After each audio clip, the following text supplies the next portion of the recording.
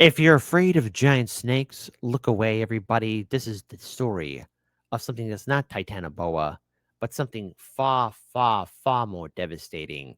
From Extinct Zoo, get ready to be afraid. It's bigger than the film Snake from Anaconda, bigger than Titanoboa. What is it? Well, we're about to find out here at Americans Learn, so please be sure to like, comment, share, subscribe, and let's go ahead and enjoy this video in a 3, 2, and an uno.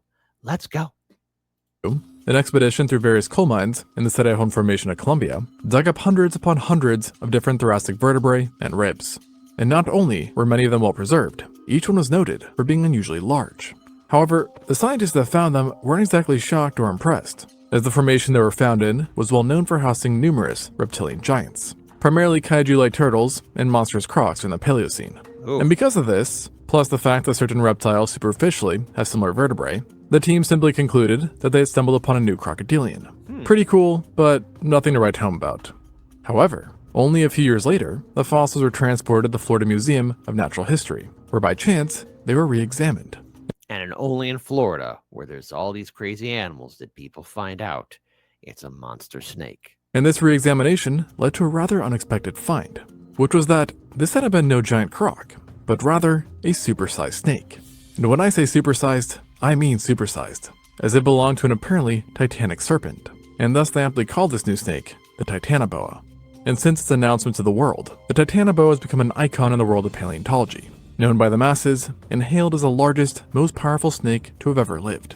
And this boa was definitely a big one, as adults might have measured up to 12.8 meters or 42 feet in length. Okay. Maybe even We're gonna have a whole lot of no. A 42-foot long snake. No. 14.3 meters or 47 feet. No. Which, just to put that in perspective, is akin to the length of a fully grown sperm whale. So yeah, no thank you. And with these estimates, No. the Titanoboa easily dethroned the previous record holder, the Gigantophis garstini, a type of Matsoidae from Eocene Egypt. And I'm sure if I was to take to the streets and was to ask people what the biggest or scariest snake ever was, I'm confident that most, if not all, would claim Titanoboa, if they like paleontology that is, and they would do so with confidence and their chest puffed out. But here's the thing, the Matsoidae, who had just been usurped, was a family of snakes who were just as messed up as the boas, and throughout history, they cooked up some really messed up serpents besides just the Gigantophis. And recently, it was discovered this family created a species of their Oh, they're cuddling. own, which was so monstrous that it may just have the Titanoboa beat. And yet, the public has barely ever heard of it. So without further ado, let me introduce you to Vasuki indicus.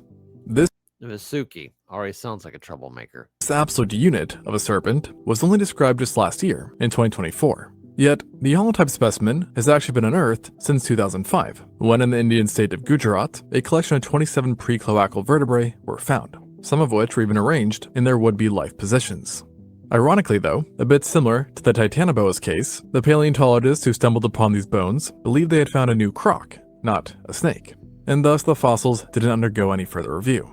Yet, unlike the Titanoboa, who was re-examined a few years later, this specimen had to be patient, as it wasn't until 19 years down the road that someone decided to take a second peek at the matter. And boy oh boy, were they in for a surprise. Tell us what we're in for, Kurt Angle. As with better technology and more attention, they realized, just like the Titanoboa, that this was no crocky, but rather part of a giant snake. And due to certain characteristics seen in the vertebrae, it was no doubt a type of Matsoidae, albeit a type never seen before, as it was far bigger than any known species, including the Gigantophis. Based on its post-zygapophyseal width, the team reckoned that at the very least, this new serpent must have been between 10.9 to 12.2 meters, or 36 to 40 feet, already putting it in the top 5 largest snakes of all time, and longer than any reptile today. However, based on its pre-zygapophyseal width, it was even larger than this, with that bone yielding a length of 15.2 meters or 50 feet, giving it a strong edge over its largest relative, and even a slight edge over Titanoboa. And at this length, the Vasuki doesn't just become the new king of snakes, but also the longest non-dinosaur animal to have ever lived on land. Oh, that's very frightening. And what do you call such an imposing Oh no, did it grab a pseudo whale? It looks like it looks like Mudang, and we all love Mudang. beast? Well, if you've been paying attention, I've said it a few times, which is the Vasuki indicus. And this might not seem to mean anything at first, but it really is a very fitting name, as Vasuki refers to the king of serpents in Hinduism, while Indicus references the fact that it was discovered in India. And so naturally, the discovery of a snake possibly bigger than Titanoboa created quite a bit of buzz. But there was, and still, is one looming question, which is that, while we have fair evidence that it was longer, we don't know for sure if Vasuki was heavier or lighter than the Titanoboa, given that the latter possessed a more robust, wider skeleton. And as of now, the maximum weight given to Vasuki Indicus So Titanoboa is still a thick boy. is about 1.1 tons, whereas the Titanoboa may have been slightly heavier, with its max estimates being about 1.25 tons. So, Titanoboa for life. not a huge difference, but enough that you might start questioning if Vasuki really outscares the previous ruler. And to that I say, ye must have little faith, because I can almost guarantee that if you had to pick one of these guys to meet in person, the safer option would almost certainly be the Titanoboa. And the reason for this is that you have all been lied to. Titanoboa was no Titan Slayer. See what I did there? Now settle down everyone. Before you guys pick up your pitchforks, let me explain. When it was first described and classified as a boid, paleontologists assumed that Titanoboa would have acted a lot like a modern anaconda, which eats just about everything they can manage to swallow, or sometimes can't. With the main difference being that Titanoboa is like an anaconda on megaroids, and thus would have been able to tackle giant crocs, turtles, and pretty much anything else that shared its environment. Thankfully, not people. And for the most part, this early hypothesis has shaped how mainstream media has portrayed the Titanoboa, in other words, as a monstrous killer. However, in recent years, after more cranial material was recovered, scientists started to notice that its skull was quite unlike that of most boids, having an unusual palate, an abnormal number of teeth, as well as the teeth themselves being suspiciously curved and shaped like hooks. Fishing hooks, to be exact. And therefore, the idea started to creep in that Titanoboa was all along just an oversized fisher, not a mammal killer, or reptile killer. And sure enough, what scientists also discovered was that these morphologies were not like those of its relatives, but rather like those of modern-day, say, amphibian snakes, specifically those who maintain a piscivorous diet. And if you need any more evidence, then take into consideration where the Titanoboa actually lived, which was warm regions where extensive rivers were found, along with a wide range of fish. And remains of the snake are often associated with various lungfish and osteoglossomorphs. So, in other words, it looks like the snake had a taste for sushi, not chicken, if you get my drift. Now, Vasuki Indicus, on the other hand, probably would have been much more interested in you than your pet goldfish, with its vertebrae suggesting it to have most likely been a terrestrial snake that preferred to spend its time on the ground than in the waters, or the trees for that matter too, with it being too heavy for the latter. Though I will say that in the case of swimming, it is believed to have been quite capable, and was probably surprisingly good at it. So if giant crocs were enough to keep you out of the water, then the Vasuki will. This is besides the point though. The bigger thing here is that these vertebrae not only reflected primarily terrestrial locomotion, but that it was also a constrictor snake, who lacked any specific adaptations that would suggest a specialization in fish, and thus is presumed to have been more of a any kind of opportunity kind of guy, eating crocs, turtles, fish, other snakes. So Vasuki's a guy that would kill you. Great. Okay. Well, if I ever time travel, which I never plan to because time travel should be considered illegal, don't meet Vasuki. And get this, even primitive whales. So yeah, it definitely had quite the appetite. Here's the thing though, which actually to me makes the Vasuki even scarier. If you were sent back into its realm, you wouldn't find... Which again, should be considered illegal. Time travel is illegal. That's why we're in this very dark, grim timeline. Somebody went back in time and did something stupid. Yourself running away or being chased by this creature, as its hunkering size rendered it quite slow and immobile. So instead, you would have had to be on edge for every second you were there. Because to get around the speed issue, the Vasuki Indicus evolved to be an expert ambush hunter that likely utilized camouflage to stage strikes on unsuspecting prey, which it would then kill via constriction. Now I know what you're thinking. There ain't no way I'm missing a 1-ton snake. And yes, its size would make it a bit easier to spot, but don't forget, snakes are really good at hiding. Like, really, really good. I mean, there's even the hypothesis that humans evolved good eyesight because of them. So yeah, Good luck. And let me tell you, if you're starting to think that messing with the Vasuki is a bad idea, then just wait to hear how it would eat you. Hint hint, it's not pretty. You may know this if you've seen one of my older videos, but the group it belonged to, the Matsoidae, were a fairly ancient family of snakes, which appeared about 28 million years before the boids did, during the late Cretaceous. And because of this old age, they were quite primitive. And one way this showed was through the construction of their jaws, which unlike those of the boids, lacked an extra quadrate bone and elastic tendons, that in boids is what allows them to open their mouths to freakish angles. And so, without these adaptations, the Matsoidae, despite being constrictors, wouldn't have been able to swallow their prey whole. Sounds good at first, but honestly, you'd prefer it if they gulped you down. Because instead of swallowing, they simply resolved to use their varanoid-like teeth to tear off chunks of flesh that were bite-sized to then swallow. And getting fed on by one may have resembled what you see Komodo dragons do to deers or eels to their respective prey, which is, in other words, just straight up horrifying. Luckily for you though, if you did happen to get caught by a Vasuki, you probably wouldn't need to worry about feeling its teeth tear at your flesh, for its constrictions killed prey at lightning speed, thanks to ridiculous forces. Ugh, God. Oh, that poor baby whale, or pseudo whale. Let's take the anaconda for a second, an obviously feared predator who is scary enough to have gotten its own movie franchise, and can squeeze with Well, again, maybe it might have been more of a curse, you know. But it was a whole hodgepodge of actors, you know. You had Ice Cube. Yes, Ice. I was going to say Ice-T. Ice Cube, Jennifer Lopez. Oh, gee, why am I forgetting the rest? John Voight. Yeah, you got a lot of people in that movie. 90 pounds per square inch. Very impressive. Yet, the Vasuki indicus makes it look like a complete chump, having vertebrae that are up to 6 times wider than those of the anaconda. In other words, its squeezing was a tad bit tighter, and its strongest contractions possibly generated forces akin to that of a crocodile bite. Good luck surviving that. And besides the actual bone width, we do see that along Ugh. You get crushed, man. You don't even have a chance. the Vasuki skeleton, it possessed relatively high-sitting ribs, which helped form a stronger cylindrical trunk shape, as well as transversely wide vertebrae and broad humeral keel, which is a fancy way for saying that it had a lot of large attachment areas where powerful muscles would have gone. When you consider all of this together, you arrive at the harrowing conclusion that if this snake came back from the dead, many of us would be in trouble.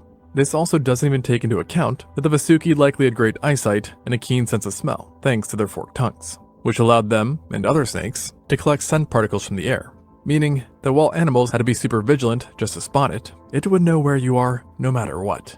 Suffice to say, this was one bad apple, and quite the package. Albeit, there is a drawback to its design, because it turns out that sustaining a giant serpent of its proportions takes a lot.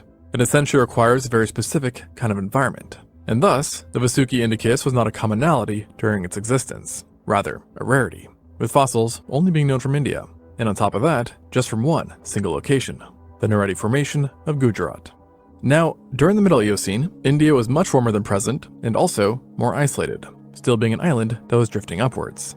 And as a result of these two factors, you got a lot of unique environments and strange evolution, which obviously led to the Vasuki, who specifically inhabited mosaic habitats such as back swamp marshes. Here, there was an abundance of other life, which in many cases was also large as well, which provided the Vasuki with the needed resources to attain its size. And thus far, it's known to have lived alongside numerous walks of life, including catfish, turtles, crocodilians, as well as the early whales Andrewsiphius and Cutchocetus, who were in fact so early on in the evolutionary tree that they were probably not even fully aquatic yet, and thus snakes hunting whales on land might have been a real possibility. Hey, guys, we got to get out there in the ocean. But aren't there scary things out there? There's scary things on the land. Pretty trippy, huh? Along with the other known animals from this environment, paleontologists are also aware of a myriad of life that almost certainly encountered the Vasuki as well, given how close they were found near Naredi. And it seems like the entire region was chock full of primitive whales, namely Charodocetus, Indocetus, Babiocetus, and Datacetus, as well as the primitive Sirenians, Protosiren, Eosiren, and Eothyroides. A couple of which, by the way, may have ventured onto land too, given the presence of limbs. So those poor sea cows, or land cows, or sea land cows, had to watch out as well.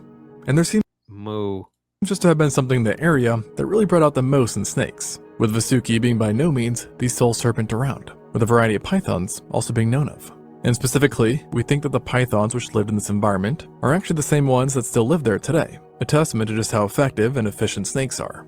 And if this area is starting to sound a little bit too snaky for you, then unfortunately, I've got some more bad news. Because like I said, India was essentially an island at the time, so if you wanted to leave it, you'd have had to venture out to sea in order to escape. But it turns out that escaping wasn't really an option either, as guess what?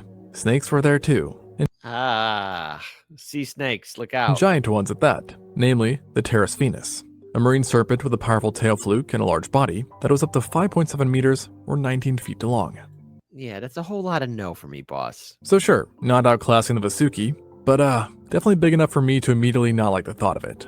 And that just drives home how crazy the Vasuki is. I mean, there's literally a giant snake swimming around in the waters, like Mario 64, and yet it is not your biggest problem. And unfortunately for the life in India, the Vasuki would remain a major threat for a very long time.